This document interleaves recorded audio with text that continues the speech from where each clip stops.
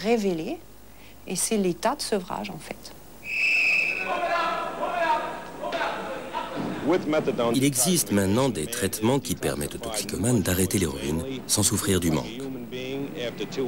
Depuis cette distribution dans une prison de New York au début des années 1970, le recours aux opiacés de synthèse s'est généralisé.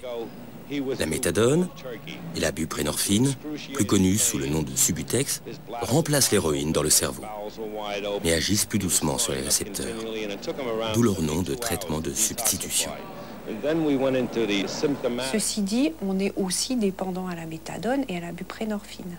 Simplement, on n'a pas le rush ou le high que ressentent les héroïnomanes sous l'effet de l'héroïne. Parce que la méthadone ou la buprenorphine n'atteignent jamais des concentrations telles qu'elles provoquent l'effet recherché par le toxicomane. Les traitements de substitution ne sont pas la panacée. Les chercheurs voudraient mettre au point des traitements qui guérissent l'addiction, au lieu de la mettre en sourdine. Et la recherche s'intéresse aujourd'hui à la dopamine, cette molécule du plaisir. Exactement comme pour les opiacés ou le GABA, il existe plusieurs sortes de récepteurs à la dopamine.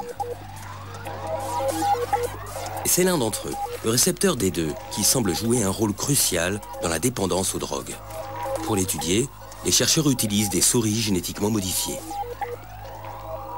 Dans le but de pouvoir étudier le rôle du récepteur D2 dans la réponse aux drogues, mais aussi, disons, dans sa fonction physiologique in vivo, nous avons généré des animaux knock-out dans lesquels le récepteur D2 donc, n'est plus exprimé.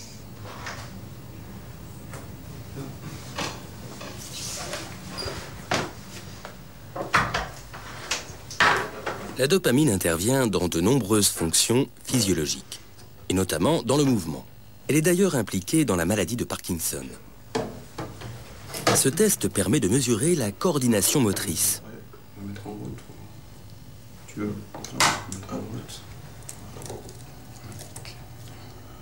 Pour la souris knockout, c'est un fiasco.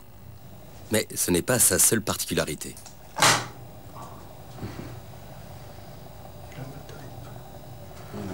Nous avons pu mettre en évidence qu'en absence du récepteur D2, les souris ne répondent plus, par exemple, aux effets renforçants donc, qui amènent ensuite à l'addiction.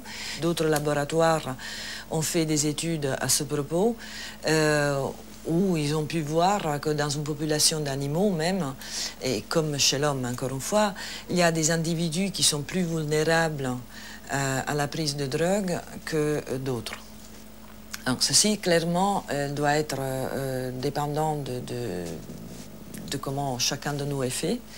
Donc chacun de nous, très probablement, a des taux de dopamine ou d'autres neurotransmetteurs qui sont différents. On a l'expression